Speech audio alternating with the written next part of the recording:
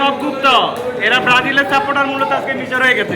তারা কিন্তু আস্তে আস্তে পালিয়ে যাচ্ছিল, আমরা কিন্তু অনেককে ধরে নিয়ে আসছি বাসা থেকে বারবার বলছিলেন বাসা থেকে চলে যাওয়ার জন্য, কিন্তু বিশ্বাস ছিল কামব্যাক করবে।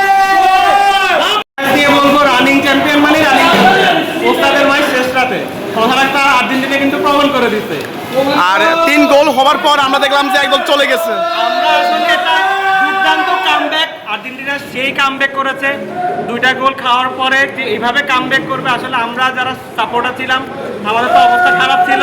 বাট আর্জেন্টিনা যে আসলে একটা রিয়েল টিম, ওরা যে আসলে এবারও ট্রফির হকদার সেটাই এটার প্রমাণ।